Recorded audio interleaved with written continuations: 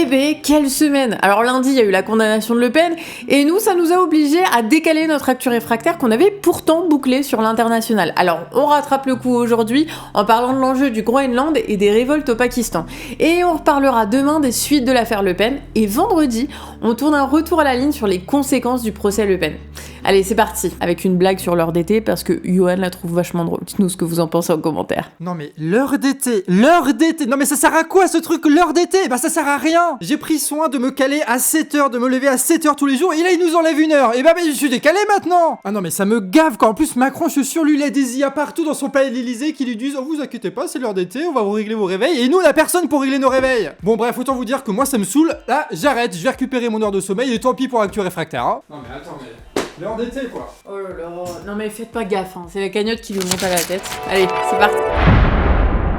Ce week-end, J.D. Vance, vice-président états-unien, était au Groenland alors qu'il n'était même pas invité. Hein. Bon, au départ, il était censé accompagner sa femme, voir une course de chiens de traîneau.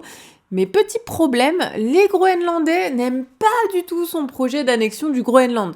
85% rejettent une union avec les États-Unis. Alors, pour éviter des manifestations massives mauvaises pour sa com, J.D. Vance est finalement allé dans la base militaire américaine de Pituffik, au nord du pays, bien à l'abri. Et là, J.D. Vance, comme il l'avait fait en France, en a profité pour critiquer le gouvernement du Danemark, dont le Groenland est un pays constitutif. Il est autonome mais pas indépendant de son ancien colonisateur, enfin pour l'instant. Puisque le Groenland se rapproche de son indépendance politiquement et culturellement. Alors vous vous doutez bien que pour les Groenlandais, pas question de se laisser aussitôt annexer par les États-Unis. Et les 5 partis politiques du pays sont unanimes. J.D. Vance, dans son discours, a exclu l'option militaire. Mais le président Trump, lui, vient de menacer d'utiliser la force. Le pays de 56 000 habitants pourrait pas faire grand-chose face à la première puissance militaire mondiale.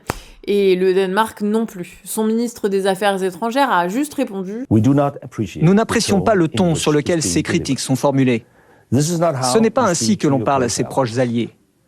Et je considère le Danemark et les États-Unis comme des alliés proches. » Mais alors, pourquoi les États-Unis ont un tel intérêt pour ce territoire arctique, au point de s'aliéner un allié particulièrement docile? Eh bien d'abord, le Groenland a des ressources stratégiques. 1,5 million de tonnes de terres rares, 6 millions de tonnes de graphite, 235 000 tonnes de lithium, 28 milliards de barils de pétrole. Ça fait beaucoup. Ensuite, le Groenland est géographiquement stratégique. La fonte des glaces au pôle Nord ouvre de nouvelles routes commerciales. Et en plus, ces projets de nouvelles routes sont favorisés par les récentes attaques des Houthis dans le détroit de Bab el-Mandeb. Bah oui, les attaques contre les navires alliés d'Israël au large du Yémen ont rallongé les trajets de l'Asie à l'Europe de 10 jours. Mais pour J.D. Vance, rétablir cette route maritime du Moyen-Orient, c'est pas la priorité. Selon un journaliste invité par erreur dans une conversation Signal de l'administration Trump, J.D. Vance a écrit 3% du commerce américain passe par le canal de Suez, contre 40% pour l'Europe. Bon, à savoir que le canal de Suez, c'est en aval du détroit de Bab el-Mandeb. Et J.D. Vance, à propos des frappes américaines sur le Yémen, a ajouté « Allons-y, mais franchement, j'en ai marre de sauver l'Europe ». De son côté, la Chine investit dans la route de la soie arctique, en partenariat avec la Russie. Et cette stratégie, elle inquiète Washington. Alors le contrôle des routes maritimes arctiques, eh bien, c'est sa priorité. Cette volonté d'expansion, c'est pas nouveau pour les États-Unis. À la fin de la conquête de l'Ouest, ils voulaient aussi coloniser le Nord. En 1867, ils achetaient l'Alaska à l'Empire russe et essayaient d'acheter le Groenland au Danemark. Sans succès, Mais avec le nouveau contexte mondial, le projet d'annexion, eh bien, il pourrait finir par se réaliser. Au Pakistan, une immense mobilisation est en train de prendre forme. Et ça se passe dans une province en particulier qui s'appelle le Baloutchistan. Et le peuple baloutche, il réclame son droit à l'indépendance depuis la création du Pakistan en 1947. Du coup, il y a une très longue histoire de lutte contre le pouvoir qui est aujourd'hui incarnée par une femme, Marang Baloch. Et cette femme, elle réunit les gens lors de rassemblements et de conférences pour parler des problèmes. Et ces problèmes, ils concernent la discrimination que subissent les Baloutches de la part de l'État, mais aussi la pauvreté. Puisque le Baloutchistan, c'est la région la plus pauvre du pays, alors que c'est la plus grande province avec 44% du territoire. Mais voilà, le Baloutchistan est traité comme une région de seconde zone, Et c'est pour ça que l'armée pakistanaise l'utilise pour faire ses essais nucléaires, avec les effets destructeurs qu'on connaît sur la population. Et si tu as le malheur d'ouvrir ta gueule pour dénoncer, tu peux tout simplement disparaître. Et ces disparitions forcées, Marang Baloch les dénonce depuis des années au nom des droits de l'homme. Mais le pouvoir pakistanais s'obstine à réprimer toutes les voix indépendantistes pour une raison très concrète. C'est que dans le sol de cette région, il y a d'énormes réserves d'or, de cuivre et de gaz. Puis il y a un port stratégique sur la mer d'Arabie qui est une voie clé du corridor économique Chine-Pakistan. Et vous vous doutez bien que pour son combat, Marang Baloch énerve le pouvoir pakistanais, mais aussi parce que c'est une femme. Et au Pakistan, le pouvoir en place est une république islamique. Du coup, en dehors des grandes villes, il est conseillé aux femmes de s'habiller de manière conservatrice et d'être accompagnées d'un homme.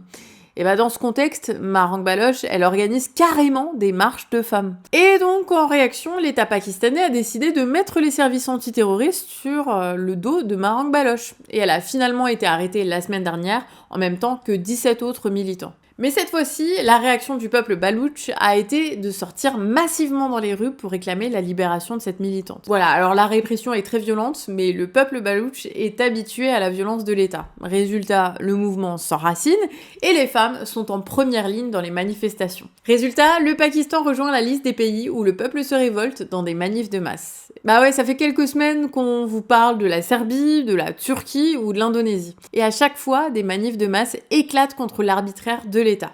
On a même fait une vidéo sur la chaîne du Canard Réfractaire pour vous résumer tout ça. Donc, on est peut-être en train de voir un grand changement apparaître et on va continuer de vous documenter tout ça. On termine là-dessus.